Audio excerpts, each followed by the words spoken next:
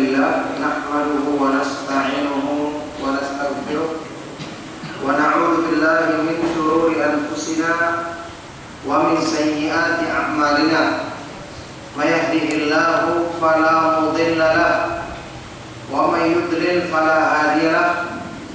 Wa asyhadu an la ilaha illallah wahdahu la syarika lahu wa asyhadu anna Muhammadan 'abduhu wa rasuluh. Sallallahu alaihi wa ala alihi wa ashabihi wa man tabi'ahum bi ihsanin ila yaumiddin, amma ba'du. Alhamdulillah, ma'asyiral ikhwa wal akhwat fid din rahimakumullah. Alhamdulillah, kita bersyukur kepada Allah Subhanahu wa taala yang telah melimpahkan banyak kebaikan untuk kita semua, baik dalam urusan-urusan dunia, apalagi kebaikan-kebaikan besar dalam urusan din, urusan agama kita. Alhamdulillah, pada hari ini kita dipertemukan kembali dalam majelis ilmu, dalam lanjutan kajian kita membahas tafsir dari ayat-ayat Al-Quran, dari firman-firman Allah Subhanahu wa taala, dengan membaca kitab tafsir yang sangat bermanfaat, tulisan Asy-Syaikh Al-Allamah Abdurrahman bin Nasir As-Sa'di rahimahullah taala, kitab tafsir Taisirul Karimir Rahman fi Tafsir Kalamil Mannan. Alhamdulillah, di pertemuan terakhir telah kita selesaikan tafsir surat Al-Lail. Sekarang kita akan masuki surah yang berikutnya, yaitu surat Ad-Duha. Surat Ad-Duha. Surat Ad-Duha ini surat Al-Lail yang kita bahas kemarin, itu merupakan akhir dari apa yang disebut sebagai surah yang tiwalul mufassal atau awsatul mufassal. Adapun surat Al-Duha sampai selesai adalah qisarul mufassal, surat-surat pendek yang banyak berhentinya. Yani surat-surat yang disinilah batasan untuk kita jadikan bacaan di salat maghrib pada umumnya, ya, pada umumnya. Meskipun juga salat maghrib kadang-kadang dengan bacaan yang panjang seperti yang dipraktekkan dalam sunnah Rasulullah Sallallahu Alaihi Wasallam. Jadi ini yang disebut surat Al-Duha sampai surat An-Nas adalah qisarul mufassal. Adapun surat Al-Lail tadi ke atas sampai amma yatasaalun an-naba, atau dalam pendapat lain dari surat An-Nazi'at, ya, dari mulai juz ke-30 sampai surat Al-Lail, itulah yang disebut sebagai surat yang awsatul mufassal. Ini untuk bacaan-bacaan salat Isya, ya, sekitar salat Isya dan kadang-kadang juga salat Maghrib, tapi lebih dominan surat-surat yang pendek dari Al-Duha ke bawah sampai surat An-Nas. Demikian pula bacaan salat duhur, karena bacaan salat duhurnya Nabi SAW itu agak panjang bacaan-bacaan beliau. Adapun salat subuh anda ketahui adalah tiwalul mufassal, yang paling dominan dibacakan atau dibaca oleh Nabi SAW adalah di atasnya surat An-Naba sampai ada sebagian yang mengatakan surat Qaf. Ya, ini sekitar surat-surat itu. Jadi sekitar juz 29, juz 28, juz 27. Itu yang dibaca oleh Nabi SAW untuk salat subuh. Per rakaat adalah satu surat sepanjang itu. Nah, itu tentu yang dominan. Nah, jadi surat Al-Duha, makanya surat Al-Duha ini memang surat yang pendek yang sering kita baca dalam sholat-sholat sunnah kita, dalam sholat-sholat keseharian kita, sering kita baca. Maka pantas untuk kita pelajari kandungan maknanya, karena berarti akan sering harusnya kita lewati dalam sholat-sholat kita. Barakallahu fikum. Surat Al-Duha Ini juga termasuk surat Makkiyah, diturunkan sebelum Nabi SAW hijrah dari Mekah ke Madinah. Ada satu riwayat yang sahih yang berhubungan dengan sebab turunnya surat ini. Ya, beberapa riwayat yang sahih yang diantaranya disebutkan dalam tafsir Ibnu Jarir Al-Tabari. Saya ingat saat ini saya lupa membawa buku Sahih Asbabun Nuzul tulisan Syekh Muqbil rahimahullah taala. Insyaallah minggu depan saya akan bawakan supaya saya bacakan hadisnya. Yang jelas surat ini berhubungan dengan tuduhan orang-orang musyrik kepada Rasulullah SAW ketika beliau mengalami masa jangka waktu yang panjang tidak turun wahyu kepada beliau, sehingga orang-orang musyrik ya itu menganggap Allah Subhanahu wa taala, yakni Rasulullah SAW Rabbnya, Tuhannya telah meninggalkannya. Sampai sebagian dari mereka ada seorang dukun perempuan ya dari kalangan musyrik Mekah yang mengatakan, "Ya Muhammad, inni la adhunnu anna syaitanaka qad tarakaka." Wahai Muhammad, jadi tidak menghargai mereka. Nabi Muhammad SAW dipanggil dengan sebutan namanya. Sungguh aku menyangka bahwa syaitanmu telah meninggalkannya.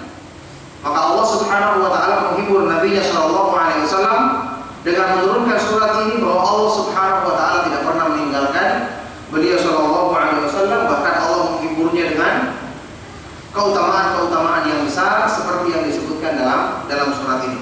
Itu sebab nuzul yang sahih yang berhubungan dengan surat Ad-Duha. Baik. Ada yang baca? Allah. Surat Ad-Duha dari awal. Baca, Pak. Iya.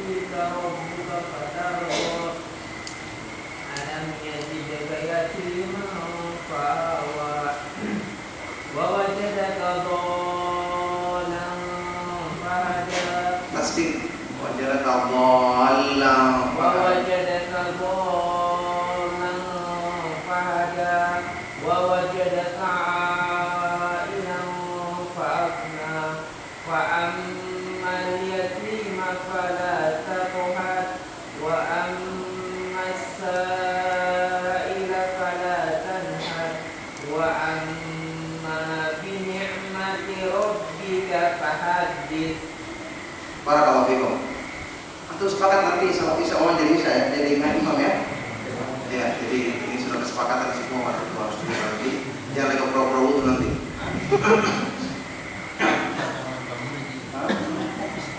Kesepakatan orang tua murid. Jadi semua sudah sepakat.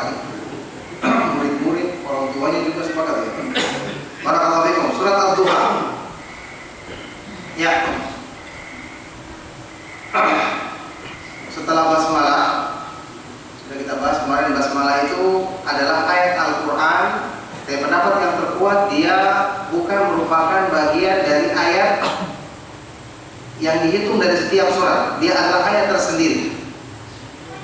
Makanya ketika surat Al-Fatihah itu dikatakan 7 ayat berdasarkan hadis yang sahih, tidak termasuk basmalah. Ayat pertama surat Al-Fatihah adalah Alhamdulillahirabbil alamin. Karena itulah yang dibaca oleh Rasulullah SAW dengan suara yang keras, seperti riwayatnya Anas bin Malik dalam hadis riwayat Imam Muslim.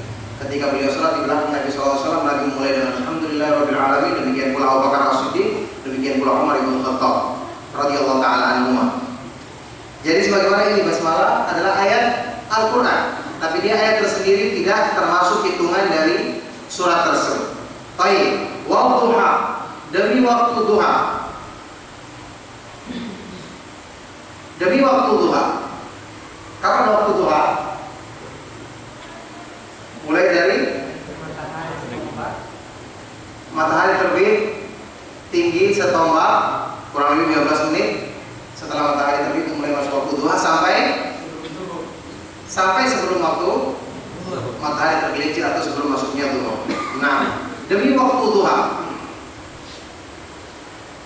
yakni ketika matahari sudah terang. Wal laili idza saja, dan demi malam hari ketika gelapnya menutupi permukaan bumi. Sudah kita bahas di pertemuan yang lalu. Allah Subhanahu wa taala bersumpah dengan apa saja yang dikehendaki dari makhluknya. Dan tentu saja makhluk yang dipakai bersumpah oleh Allah adalah sesuatu yang penting, yang perlu direnungkan. Siang dan malam, di situ banyak kejadian-kejadian yang berhubungan dengan keberuntungan atau ruginya manusia. Siang dan malam adalah tempat beramal. Di siang hari ada cahaya matahari, yang ini merupakan perenungan bagi kita bahwasanya orang yang berjalan dengan cahaya petunjuk, dia akan bisa menjalankan hidupnya dengan baik. Demikian pula ketika datang malam ini, Allah jadikan hikmahnya adalah untuk sakan ketenangan bagi manusia, karena di malam hari orang bisa beristirahat setelah bekerja dengan susah payah di siang hari. Jadi Allah menjadikan pergantian siang dan malam itu sebagai tanda-tanda besar yang merupakan bukti kekuasaan Allah, bukti rahmat Allah. Karena kalau seandainya dijadikan siang terus, maka akan tidak seimbang hidup manusia, sebagaimana kalau malam terus juga akan tidak stabil kehidupan manusia. Baik. Jadi wadduha, demi waktu duha, wal laili, dan demi waktu malam ketika saja, ketika menutupi, yakni gelapnya malam menutupi permukaan bumi. Diterangkan di sini oleh Syekh Abdul Rahman As-Sa'di, aqsama ta'ala bin nahari idan tashara diya'uhu bil duha wa bil laili idza saja wa dal hammat dhulmatuhu. Allah Subhanahu wa taala bersumpah dengan siang hari ketika telah tersebar cahayanya di waktu duha, dan juga Allah bersumpah dengan waktu malam ketika telah menutupi hitamnya gelapnya malam telah menutupi, telah merata di permukaan bumi. Sekarang kejadian penting apa yang ada di waktu duha sehingga Allah bersumpah dengannya? Apa kejadian apa yang penting di waktu duha? Ibadah apa yang disyariatkan waktu itu? Adalah sholat duha. Yang diantaranya sudah pernah kita bahas, sholat duha yang paling utama adalah sholatul awwabin. Dalam riwayat Imam Muslim, sholatul awwabin hina tarmadul fisal. Sholatnya orang-orang yang selalu kembali kepada Allah adalah ketika onta-onta mulai kepanasan, yakni waktu duha yang sudah mendekati zuhur. Itu sholat duha yang paling utama dibandingkan sholat duha di awal-awal. Makanya disebut dia sholatul awwabin. Kenapa dikatakan dia sholatul awwabin, orang-orang yang selalu kembali kepada Allah? Karena mayoritas manusia di waktu jam 10, jam 11 menjelang zuhur itu adalah sedang sibuk dengan pekerjaan, sibuk dengan kegiatan dunianya. Makanya ketika ada orang yang ingat Allah, maka dikatakan dia awwab, selalu ingat kepada Allah ketika orang lain lalai. Makanya inilah waktu salat duha yang paling utama, sampai disebut dengan salatul awwabin, salatnya orang-orang yang selalu ingat dan kembali kepada Allah. Ini di antara amalan-amalan penting di waktu duha. Baik. Wal laili idza saja, dan demi malam hari ketika gelapnya meliputi. Di waktu malam hari tentu banyak kebaikan-kebaikan yang berhubungan dengan ibadah, seperti ada sholat maghrib, ada sholat isya, ada sholat malam, yang merupakan amalan sholat yang paling utama setelah sholat wajib, ya. Ini sholatul lail, qiyamul lail, dan kebaikan-kebaikan yang lainnya, berdoa, kemudian beristighfar di waktu-waktu sahur yang disebutkan dalam ayat-ayat Al-Quran dan hadis-hadis yang sahih. Makanya ini kita sudah pernah kita bahas bahwasanya di dua waktu ini banyak manfaat dan tersebar kebaikan bagi manusia. Di samping tentu waktu mencari nafkah adalah di siang hari, yang sedang giat-giatnya dilaksanakan adalah di waktu duha. Baik, Allah bersumpah dengan dua waktu ini ala tina'illahi bi rasulihi sallallahu Allah menyebutkan sumpah untuk menunjukkan perhatiannya kepada Rasulullah SAW, penjagaannya kepada nabinya yang mulia. Ketika tadi orang-orang musyrik mencela Allah telah melupakannya, telah meninggalkannya, maka Allah bersumpah dengan menyatakan bahwa Dia tetap perhatian kepada Rasulnya SAW. Allah Subhanahu wa taala berfirman, "Ma wadda'aka rabbuka wa ma qala." Sesungguhnya Rabbmu, yakni Allah Subhanahu wa taala, tidaklah meninggalkanmu. Setelah Allah Subhanahu wa taala mengangkatmu sebagai utusannya, Allah tidak pernah berpaling atau meninggalkanmu. Ini janji dari Allah, menunjukkan Rasulullah SAW akan selalu dijaga. Ini kemuliaan. Ya, ma wadda'aka rabbuka wa ma qala. Rabbmu tidak pernah meninggalkanmu dan tidak pernah membencimu. Baik, ai ma tarakaka mundu tanabika wa la ahmalaka mundu rabbaka wa ra'aka bal lam yazal yurabbika ahsana tarbiyatin wa yu'lika darajatan ba'da darajah. Yaitu Allah tidak pernah meninggalkanmu sejak Allah Subhanahu wa taala berikan perhatian, berikan keistimewaan, diangkat sebagai rasul. Allah tidak pernah berpaling darinya. Dan Allah tidak pernah menyia-nyiakanmu sejak Allah selalu mendidikmu dan memeliharamu. Bahkan selalu Allah Subhanahu wa taala mendidikmu dengan sebaik-baik pendidikan dan meninggikan derajatmu setingkat demi setingkat. Ini menunjukkan kemuliaan dan keutamaan Rasul kita yang mulia Sallallahu Alaihi Wasallam, bahwasanya Allah Subhanahu Wa Taala tidak pernah berpaling darinya.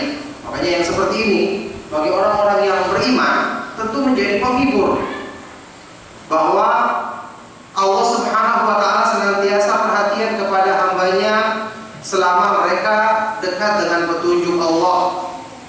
Tentu saja ketika Allah Subhanahu Wa Taala tidak pernah berpaling dari Rasulullah SAW, karena dengan sebab beliau adalah orang yang paling kuat menegakkan perintah Allah, paling kuat menegakkan Al-Quran, paling kuat beribadah kepada Allah. Makanya orang yang mengikuti petunjuk Nabi SAW, maka Allah tidak akan berpaling dari. Allah akan selalu membelanya.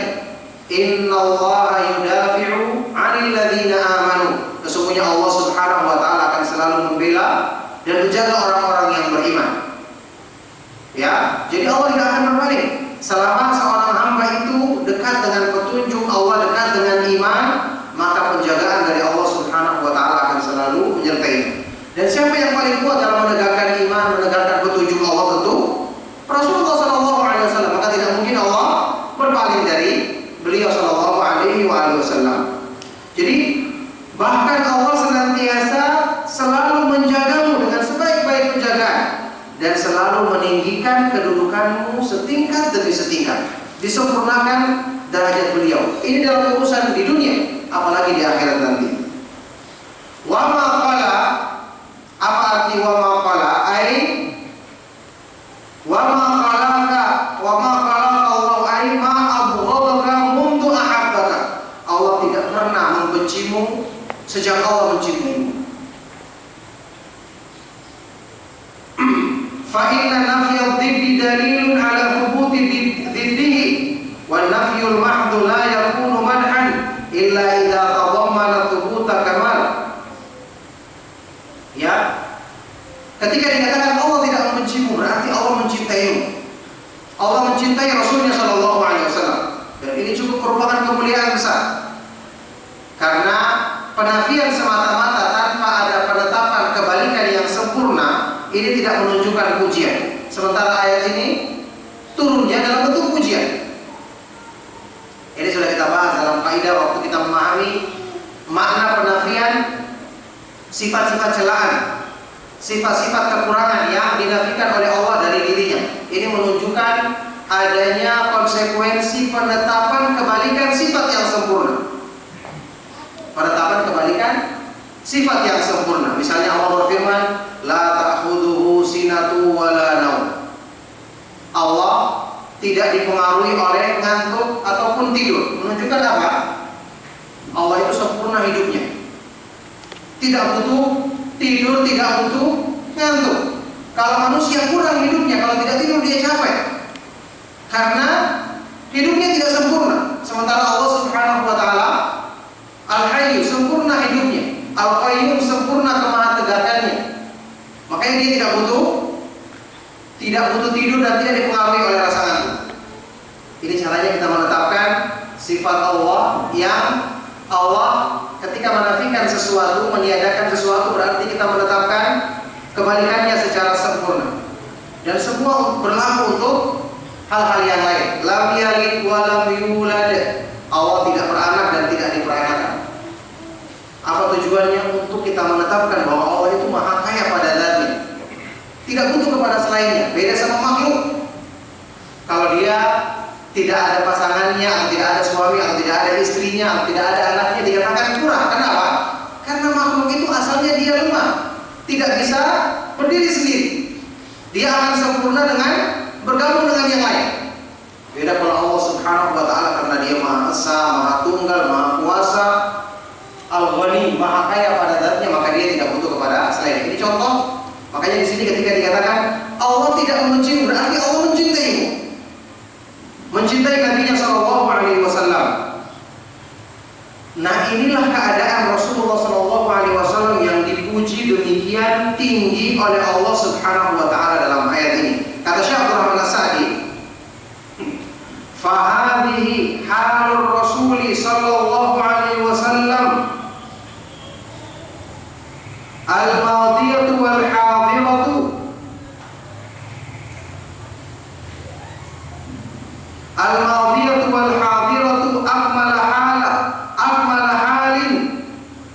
halin atau akmalu halin wa atamuha mahabbatullahi lahu wa istimraruha wa tarkiyatuhu fi darajil kamali wa dawamu i'tina'illahi bihi." Inilah keadaannya Rasulullah SAW yang lalu dan yang sekarang, yang akan terus di dunia ini, yaitu keadaan yang paling sempurna, yang paling tinggi. Allah mencintainya dan terus-menerus mencintainya selama hidup beliau sampai beliau wafat. Ya, wa tarqiyatuha, dan selalu ditinggikan derajatnya di tingkatan-tingkatan kesempurnaan, dan selalu Allah Subhanahu wa taala berikan perhatian, penjagaan dan perlindungan kepada beliau. Ini bukti orang yang berpegang teguh dengan petunjuk Allah, berpegang teguh dengan sunnah Rasulullah SAW, maka dia akan selalu mendapatkan penjagaan dan perhatian dari Allah Subhanahu wa taala. Allah Subhanahu wa taala tidak akan berpaling darinya. Nah, makanya kita mengambil pelajaran untuk diri kita sendiri. Ya, pelajaran yang tidak perlu kita cari kalau kita dapati masalah. Penjagaan dari Allah kurang kepada seseorang, tidak perlu jauh-jauh. Berarti penjagaanmu terhadap agama Allah kurang. Itu langsung kesimpulan. Ihfadillah yahfadka, ihfadillah tajidhu tujahak, kata Rasulullah SAW. Jagalah Allah, yakni jaga batasan syariatnya, Allah akan menjagamu. Jagalah batasan syariat Allah, maka Allah akan kamu dapati Allah di hadapanmu. Yakni Allah selalu bersamamu dengan kebersamaan yang khusus, yang mengandung arti pertolongan, penguatan, penjagaan. Jadi tidak perlu repot-repot. Antum kalau ingin dekat dengan penjagaan Allah, sempurnakan penjagaanmu terhadap, perbaiki penjagaanmu terhadap syariatnya. Berbuat dosa, segera bertobat. Hindarkan sebab-sebab yang membawa kepada keburukan. Perbaiki diri, belajar ilmu yang bermanfaat, baca Al-Quran, renungkan isinya, berdoa, perbaiki iman. Pasti akan dekat dengan penjagaan dari Allah Subhanahu wa taala. Makanya keadaan Rasulullah SAW demikian tinggi dalam kehidupan di dunia karena beliau yang menyempurnakan penegakan terhadap agama Allah Subhanahu wa taala. Jadi ini menunjukkan ya, orang yang taat Allah tidak akan mungkin celakakan dia. Makanya kalau kita pernah membahas tentang ya orang-orang yang mendapatkan suul khotimah, sudah pernah kita bahas, mati di atas keburukan. Ada yang hadis kayak Ibnu Mas'ud, orang yang kelihatannya baik tiba-tiba di akhir hidupnya berbuat buruk. Pasti orang ini melakukan pelanggaran sehingga Allah mencabut penjagaan darinya.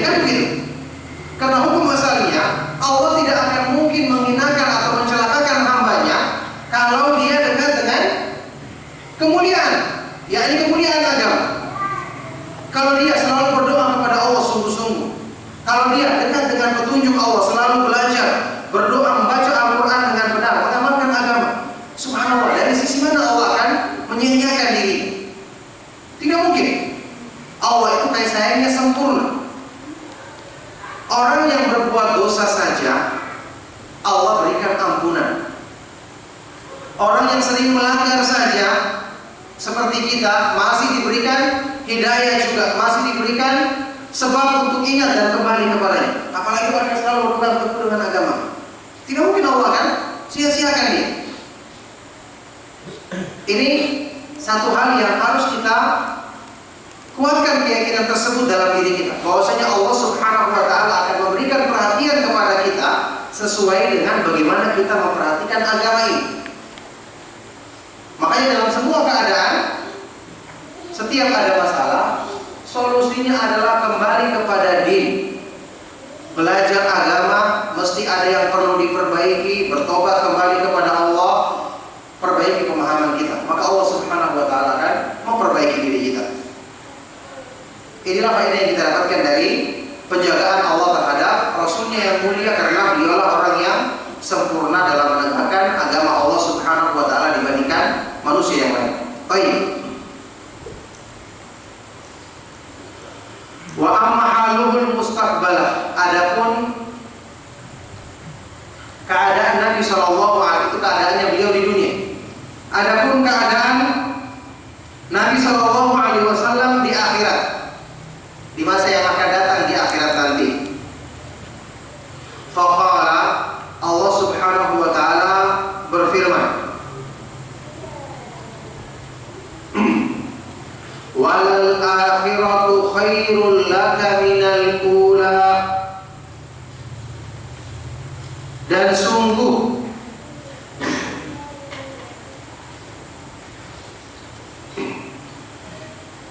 adapun keadaan Nabi SAW di masa yang akan datang, ya, walal akhiratu khairul laka minal ula, dan sesungguhnya yang akhir itu lebih baik bagimu daripada yang sebelumnya. Beliau mengartikan di sini akhirat di sini bukan akhirat hari kiamat, tetapi keadaan Nabi SAW yang berikutnya lebih bagus daripada yang sebelumnya. Sebagaimana sebagian ulama mengartikan akhirat bagimu lebih bagus daripada urusan dunia. Ada dua penafsiran di sini. Ai maknanya, kullu halatin mutaakhiratin min ahwalika fa inna lahal fadla 'ala al-halati sabiqah. Artinya, semua keadaanmu yang terakhir dari semua hal-hal yang kamu lalui itu memiliki keutamaan dibandingkan keadaan yang lalu. Ini maksudnya apa? Allah senantiasa memperbaiki keadaannya Rasulullah SAW, senantiasa meninggikan keutamaan dan kemuliaan beliau. Setiap saat bertambah keutamaannya, bertambah kemuliaannya, bertambah karunia Allah Subhanahu wa taala pada diri beliau. Falam yazal sallallahu alaihi wasallam yas'adu fi darajil ma'ali wa yumakkinu Allahu lahu dinahu wa yawsuhu ala a'da'ihi wa yusaddidu lahu ahwalahu hatta mata wa qad wasala ila halin la yasilu ilaiha al-awwaluna wal akhirun min al-fadaili wan ni'ami wa qurratil 'aini wa sururil qalbi. Maka senantiasa Rasulullah sallallahu alaihi wasallam Allah jadikan selalu, ya, ditinggikan di derajat-derajat yang mulia, dinaikkan kedudukannya pada derajat-derajat yang mulia. Allah menguatkan agamanya, menolongnya menghadapi musuh-musuhnya, meluruskan keadaannya sampai beliau wafat, meninggal dunia. Beliau telah mencapai keadaan yang belum pernah dicapai oleh orang yang paling pertama ada sampai yang terakhir. Yani tidak ada yang lebih mulia kedudukannya dan kemuliaannya dibandingkan Rasulullah SAW. Beliau mendapatkan fadail, banyak keutamaan, banyak nikmat, qurratul ain, hal-hal yang menyejukkan hati, dan hal-hal yang menjadikan gembira jiwa manusia. Ini keadaan yang telah dicapai oleh Rasulullah SAW. Makanya beliau adalah sebaik-baik teladan, sebaik-baik panutan dalam kebaikan. Orang yang mengikuti petunjuk Nabi SAW berarti dekat dengan kemuliaan. yang hakiki di sisi Allah Subhanahu wa taala. Ini keadaan yang Allah Subhanahu wa taala berlakukan pada diri Nabi sallallahu alaihi wasallam di dunia, dan termasuk juga kepada orang-orang yang menegakkan sunnah beliau sallallahu alaihi wasallam sepeninggal beliau. Thumma ba'da dzalika la tas'al an halihi fil akhirati min tafasilil ikrami wa anwa'il in'ami. Setelah itu sempurna keutamaan dan kemuliaan di dunia, maka tidak perlu ditanyakan lagi tentang keadaan beliau di akhirat. Nikmat apa yang didapatkan? Tentu nikmat yang paling besar, kedudukannya paling tinggi di dunia. Ya, berupa tafasil, kemuliaan yang Allah rinci, berbagai macam nikmat yang Allah Subhanahu wa taala terangkan dalam banyak dalil Al-Qur'an dan Sunnah. Ya, Allah sebutkan dengan satu kesimpulan yang meliputi semuanya di kelanjutan ayat ini. Wala saufa yu'tika rabbuka fatarda. Dan sungguh Allah Subhanahu wa taala akan memberikan balasan yang sempurna bagimu di akhirat nanti. Rabbu akan memberikan balasan yang sempurna, kenikmatan yang tinggi bagimu di akhirat nanti, yang dengan itu kamu akan ridho, kamu akan gembira. Wallahi tidak ada yang lebih tinggi daripada apa yang disebutkan dalam ayat ini tentang sempurnanya nikmat yang akan didapatkan oleh Nabi kita yang mulia, Nabi Muhammad SAW. Ini merupakan janji tentang keutamaan puncak. Tidak ada lagi pernyataan yang lebih bisa mewakili semua keutamaan dan kemuliaan tersebut melebihi dari pernyataan ini. Makanya Syekh Abdul Nasir berkata, ya, wa hadza amrun la yumkinu ta'biru anhu bi ghairi hadhihi al-ibarati al-jami'ati syamilah.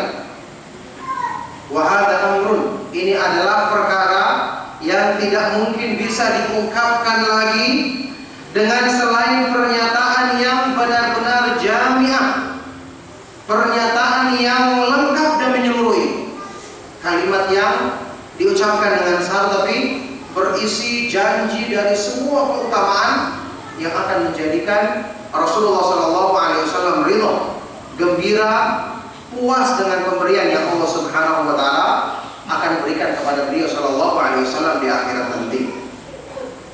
Jadi ini ayat memang antum perhatikan isinya, ya, dan nanti akan dijelaskan di ayat-ayat berikutnya nikmat-nikmat yang Allah khususkan bagi Rasulullah SAW.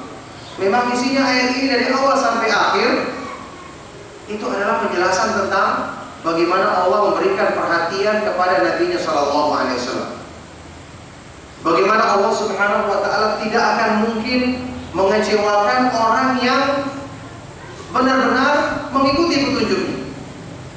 Karena Rasulullah SAW yang paling sempurna dalam masalah ini, maka Allah berikan balasan yang sempurna, kemuliaan yang sempurna di dunia dan di akhirat pada diri beliau. Makanya ayat ini, ya, merupakan salah satu yang menjadi penghibur Rasulullah SAW. Dengan ayat ini kita baca dan kita renungkan, kita tahu bahwa Nabi SAW adalah orang yang dicintai dan diperhatikan oleh Allah Subhanahu wa taala. Orang-orang yang beriman yang mencintai Allah pasti akan mencintai Rasulullah SAW. Bahkan menjadikan beliau sebagai hamba Allah yang paling dicintainya melebihi daripada siapapun yang ada di dunia ini. Sebagaimana sabda Rasulullah SAW dalam hadis riwayat Bukhari dan Muslim, la yu'minu ahadukum hatta akuna ahabba ilaihi min walidihi wa waladihi wan nasi ajma'in. Tidaklah beriman dengan benar salah seorang di antara kalian sampai dia menjadikan diriku yang paling dicintainya lebih daripada ayahnya, anaknya, dan semua manusia. Inilah sesuatu yang menjadikan kita wajib mencintai Rasulullah SAW daripada siapapun di dunia ini. Kenapa? Karena beliau adalah yang paling dicintai dan paling dimuliakan oleh Allah Subhanahu wa taala. Maka konsekuensi cinta kepada Allah, kita harus mendahulukan orang yang didahulukan oleh Allah, menjadikan yang utama orang yang diutamakan oleh Allah Subhanahu wa taala. Dalam hal ini para nabi dan para rasul alaihi wassalam, yang kemudian yang paling mulia di antara mereka adalah Nabi kita Nabi Muhammad SAW, yang wajib untuk kita cintai lebih daripada orang-orang yang paling terdekat dengan kehidupan kita di dunia ini, sampai pun itu orang tua kita maupun anak keturunan kita. Barakallahu fikum. Ya, sampai di sini kita cukupkan. Ya, insya Allah kita akan teruskan di pertemuan yang akan datang untuk membaca ayat-ayat selanjutnya. Semoga apa yang kita kaji dan kita bahas bermanfaat dan menjadi sebab kebaikan bagi kita semua. Masih ada waktu kita tanya jawab. Sallallahu wasallam ala nabiyina Muhammad wa ala alihi wa sahbihi wa man tabi'ahum bi ihsanin ila yaumiddin, wa akhiru da'wana alhamdulillahi rabbil alamin.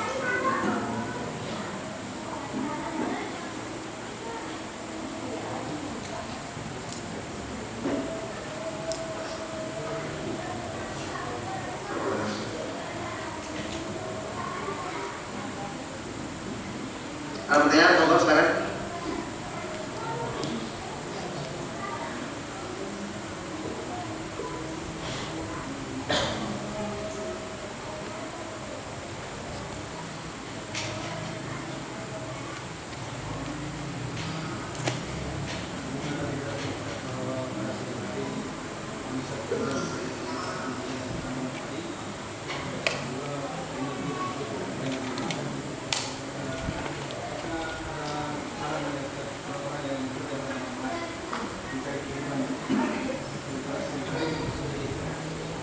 Iya, itu bertentangan dengan fitrah manusia, tapi tidak terlarang. Cuma nanti akan terjadi ketidakseimbangan dalam hidupnya.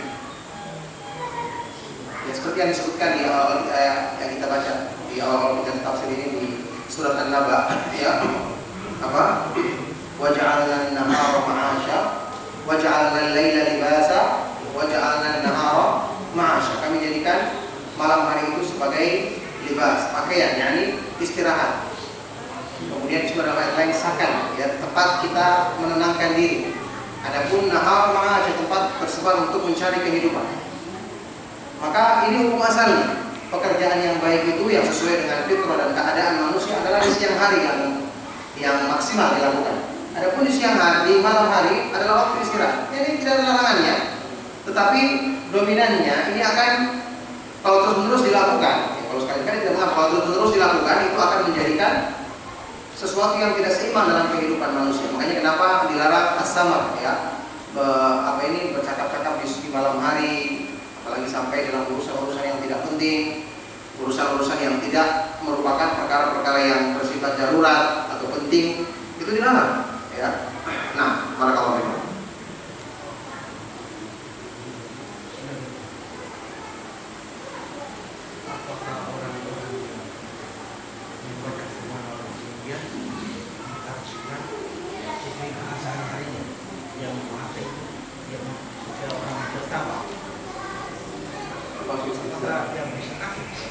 Iya, barakallahu ya. Sekarang kalau Al-Quran itu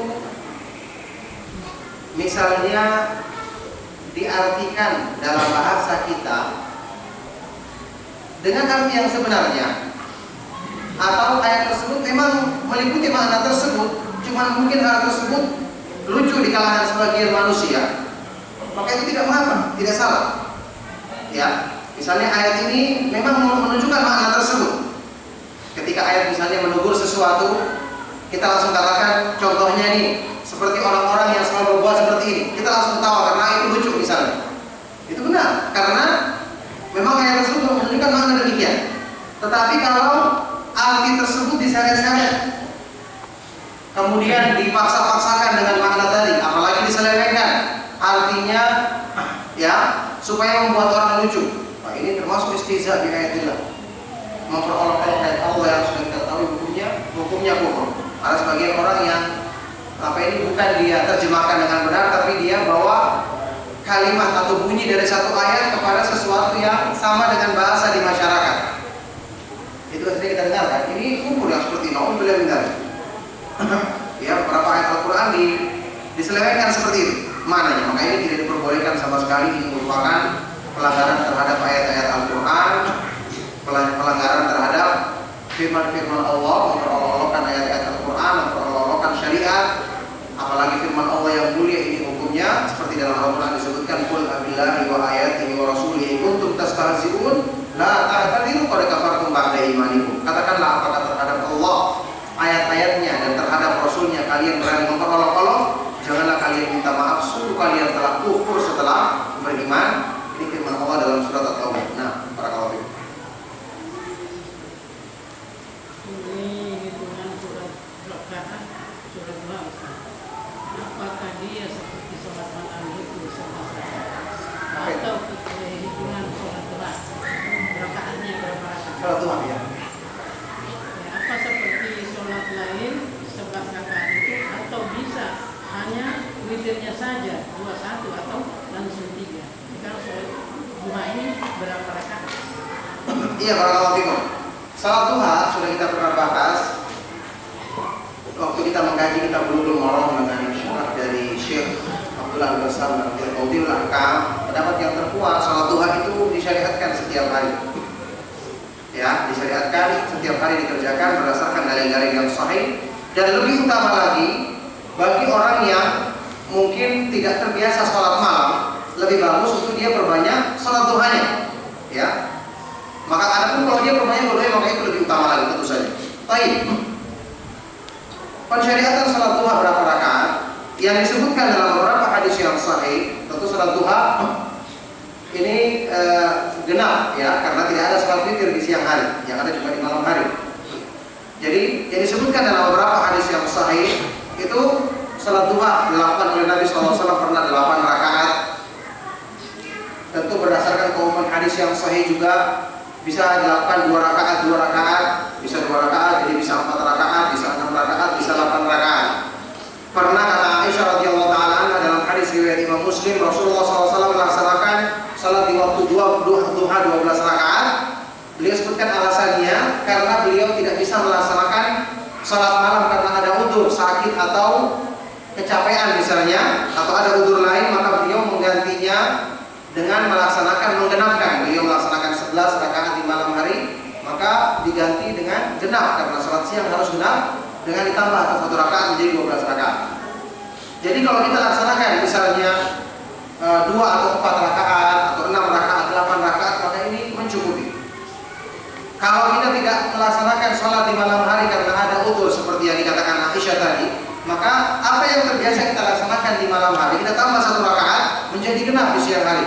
Misalnya ada orang yang terbiasa sholat malam 7 rakaat, 2 rakaat, 2 rakaat, 2 rakaat, 1 atau 7 rakaat. Mungkin dia termasuk yang bangun di waktu-waktu menjelang finish, sudah hampir selesai, baru sholat sebentar langsung ada. Masya Allah, benar-benar apa ini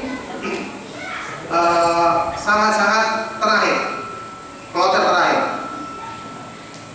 Misalnya begini, satu saat dia terhalang karena sakit atau urusan yang lain, kecapean, maka disyariatkan bagi dia berdasarkan hadis ini atau pendapat yang dipegang sebagian para ulama, dia bisa menggantinya atau mengqadha'nya di siang hari, berarti menjadi 8 rakaat.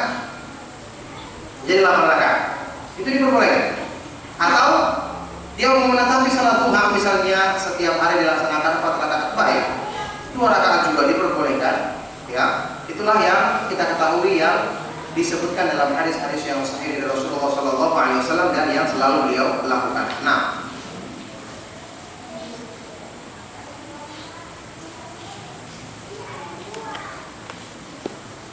cukup ya. Kalau tidak ada lagi kita akhiri. Subhanallah wa bihamdika asyhadu an la ilaha illa anta astaghfiruka wa atubu ilaik. Wassalamualaikum warahmatullahi wabarakatuh.